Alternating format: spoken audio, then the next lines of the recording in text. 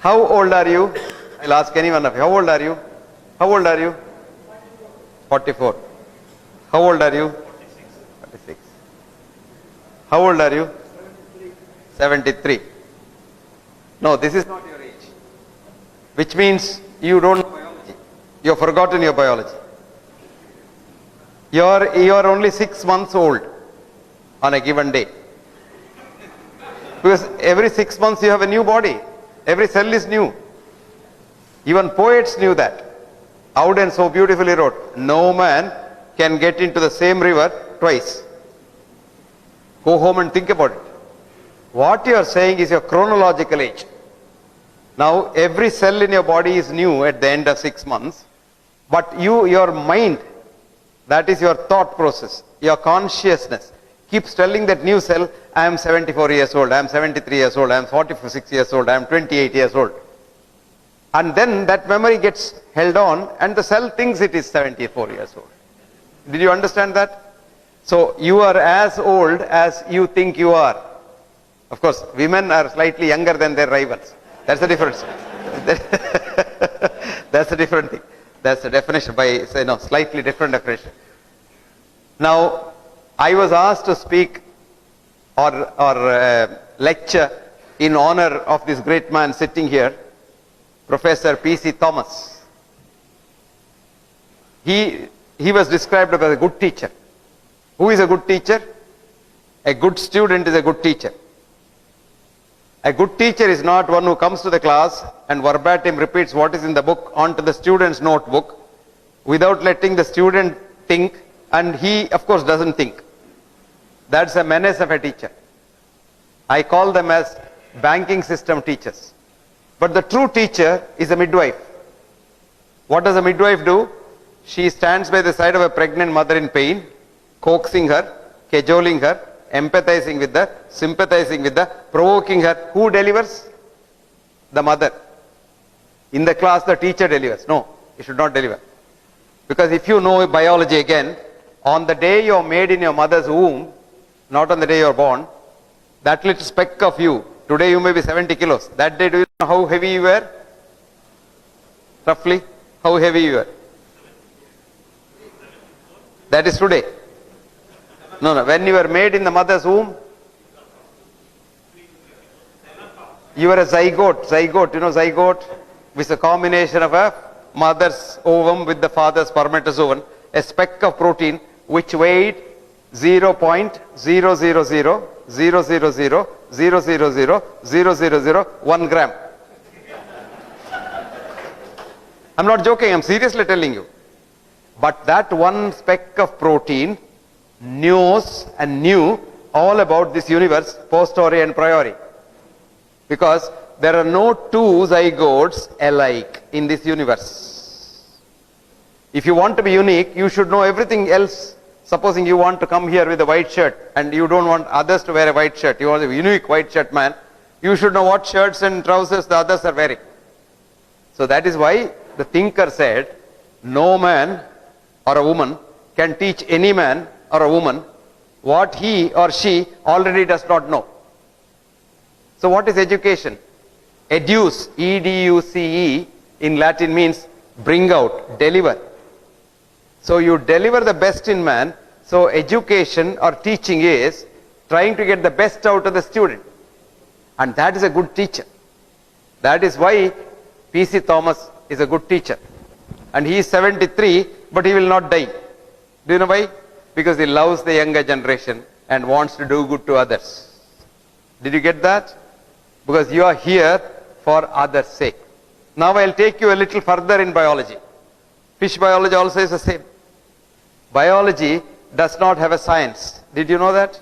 You all thought it's very scientific. You're talking of science. I've written papers. I'm a PhD. And I saw some papers there I was reading. And this is not science. What is science? Any definition of science that you want? Science is a method. Science is just a method to understand this universe.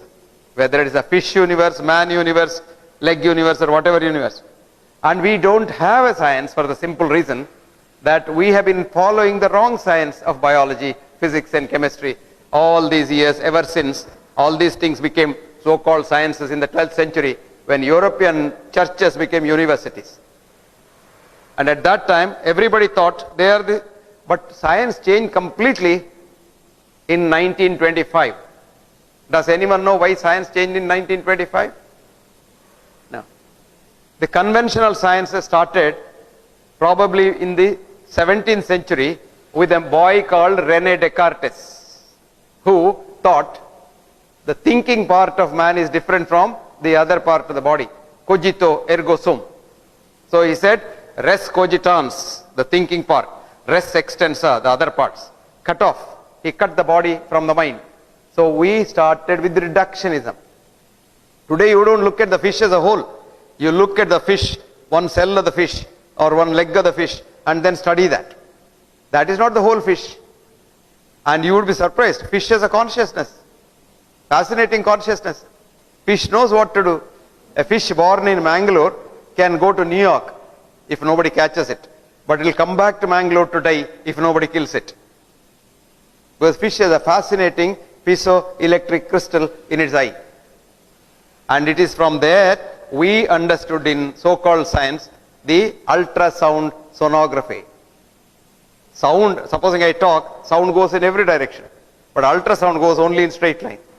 And when it goes and hits the wall, it comes back. This is called the ultrasound philosophy, which was learned from fishes by the Navy of Germany in the Second World War.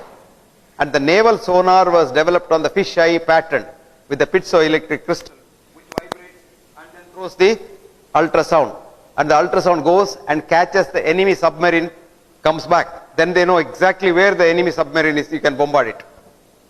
From that data, we have now got medical ultrasonography. You are pregnant, we will put that thing on your tummy and say your fetus is male or female, has legs or no legs, or head or one head or two heads and things like that.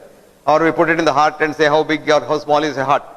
Most of this is only shadow study, studying the shadows. Shadow is not the man. You would see in the morning you have a long shadow. At noon you have no shadow at all. Evening you have again long shadow. So you are not three human beings, you are only one human being.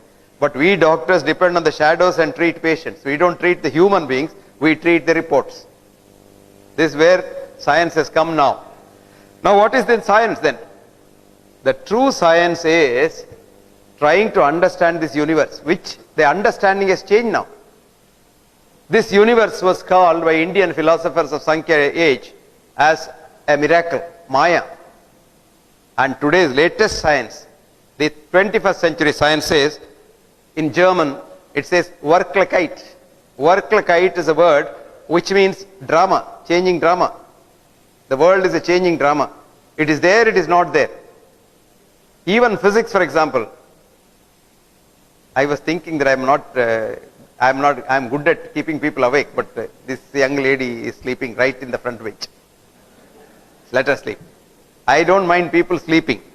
But I have only one objection. Don't snore because your neighbor also wants to sleep. Coming back to science, 1925, there was a student in the class. And his teacher was quote unquote great. His name was Albert Einstein, which you and your textbooks say was a great man, a great scientist and what have you. But you never allow our students to find out whether it is true or not. Because our system is such that we don't have education now. We have educare. You give him a syllabus. He must know what you tell him. In short, Alexis Carrel, Nobel laureate, is a scientist, is a doctor, a physician, a surgeon rather, who wrote, very interesting, every newborn child is a genius to be converted into an idiot in school. Rabindranath Tagore went to school and he found school difficult, first class, impossible. So he came and told his father, I don't want to go to school. Because it's very difficult. So father said, okay, do what you like. Never went to school. But the man gets a Nobel Prize in 1913 for English poetry. Can you believe that? He has not studied English in Cambridge school or your Montessori school or Australian school and things like that. No, he never studied. He wrote Gitanjali in Bengali. Somebody told me, oh, you should have written it in English, man. You should have gone to school. You would have got a great thing. He said, okay, you want me to write it in English? I'll write. And he studied English. Who taught him? Not P.C. Thomas. He taught himself. And within 2 years, he wrote Geetanjali de Novo in English. That was in 1911. And nobody bothered. Who is Tagore? Nobody knows. If you are somebody very big, then whatever you say goes. And that too, if you get a prize like Nobel Prize and all, you can say this is